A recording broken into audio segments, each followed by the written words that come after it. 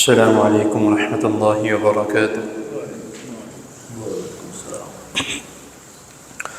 الحمد للہ وسلام علی عبادہ الذین اصطفى،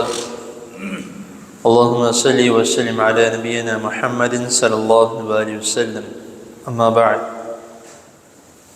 اعوذ باللہ السمیع العلیم من الشیطان الرجیم من ہمزہ ونفسہ ونفخہ۔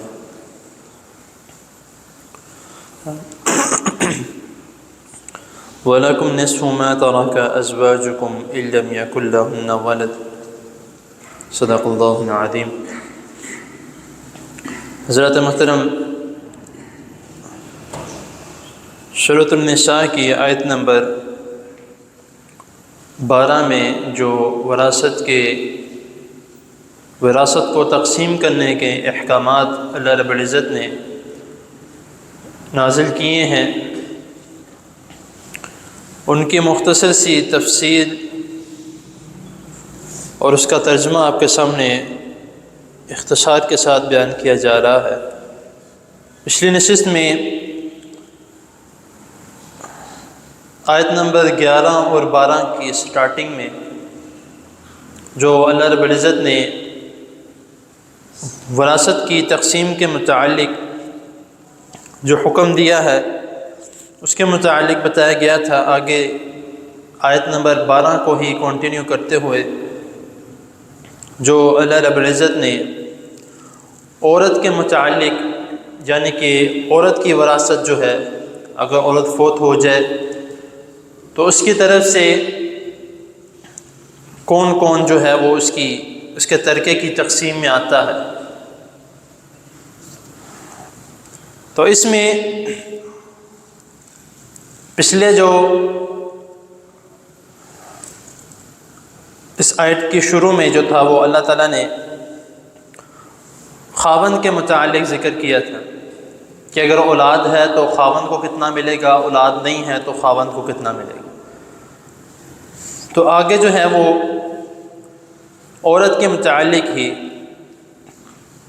کہ جو ترکہ تم چھوڑ جاؤ اس میں اس کے لیے چوتھائی حصہ۔ تو آگے پھر اللہ رب العزت نے جو ہے وہ عورت کی یہاں پہ بات کو مکمل کر کے میاں بیوی کے متعلق،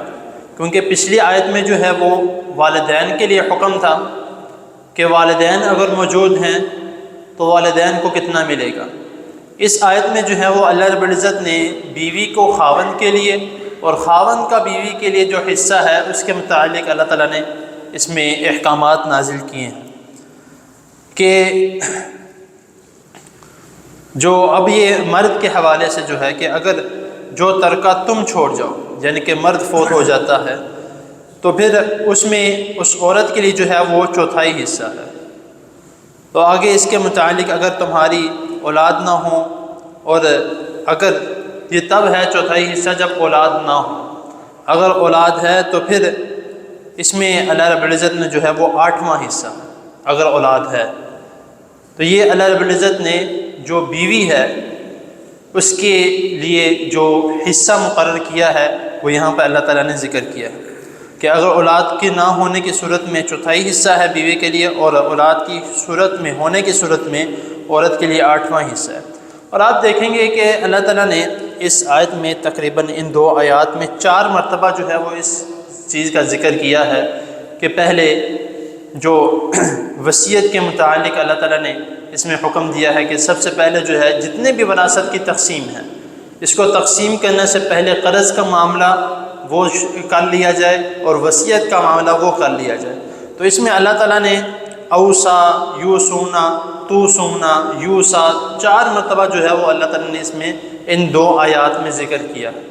کہ سب سے پہلے یہ عمل کیا جائے گا، اس کے بعد جو ہے وراثت کی تقسیم کی جائے گی۔ تو اس میں بھی اللہ تعالیٰ نے جو ہے پچھلی آیت میں 1 مرتبہ اور اس آیت میں 12 نمبر آیت میں 3 مرتبہ اللہ تعالیٰ نے اس چیز کا ذکر کیا ہے۔ اور ساتھ ہی اللہ تعالیٰ نے یہ بھی فرما دیا کہ جن کی میراث لی جاتی ہے وہ مرد ہو یا عورت، دونوں کا ذکر کیا ہے، دونوں کی طرف سے جو ہے وہ وراثت کی تقسیم کی جائے گی۔ اور اگر کلالہ ہو، یہ کلالہ جو لفظ ہے اس کے متعلق انشاءاللہ تعالی اگلی نشست میں جو سورۃ مائدہ کی آخری آیت میں بھی اللہ تعالیٰ نے اس کا ذکر تفصیل کے ساتھ کیا ہے، وہ انشاءاللہ تعالیٰ اس کے متعلق بتاؤں گا۔ یہ جو اس میں جو تقسیم کے والدین کے ہونے کی صورت میں خاوند کا، بیوی کا، ان سب کا جو ہے وہ اللہ تعالیٰ نے جو ذکر کیا ہے وہ آپ کے سامنے میں نے بیان کیا ہے مختصر انداز میں، کیونکہ اگر اس کو تفصیل میں کرتا تو شاید کافی زیادہ دیر لگ جاتی۔ تو میں نے پہلے بھی کہا تھا کہ ایک دو دنوں میں انشاءاللہ تعالیٰ اس کے متعلق جو ہے وہ بات کر کے اس کو مکمل کریں گے۔ تو خاوند یعنی کہ مرد ہو یا عورت، کلالہ ہے اس کا ذکر، تو یعنی اس کے ہونے میں باپ بیٹا نہ ہو۔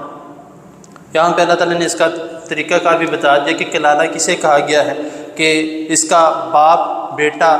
نہ ہو اور اس کا ایک بھائی یا ایک بہن ہو، تو ان دونوں میں سے ہر ایک کا چھٹا حصہ ہے۔ یہاں پہ اللہ تعالیٰ نے کلالہ کا ذکر بھی کر دیا، اور آگے جو ہے سورۃ مائدہ کی آخری آیت میں یستفتونک فی الکلالہ، اس میں اللہ تعالیٰ نے جو ہے باقاعدہ آگے سے اس کے متعلق جو ہے وہ تفسیر بیان کی ہے، وہ انشاءاللہ تعالیٰ اسی کے ساتھ جو ہے وہ اس کے ساتھ بھی بیان کیا جائے گا۔ تو اللہ تعالیٰ کی حضور دعا ہے اللہ تعالیٰ ہمیں جو سنا اس کو سمجھنے کی اور اس پر عمل کرنے کی توفیق عطا فرمائے۔ جزاکم اللہ خیر۔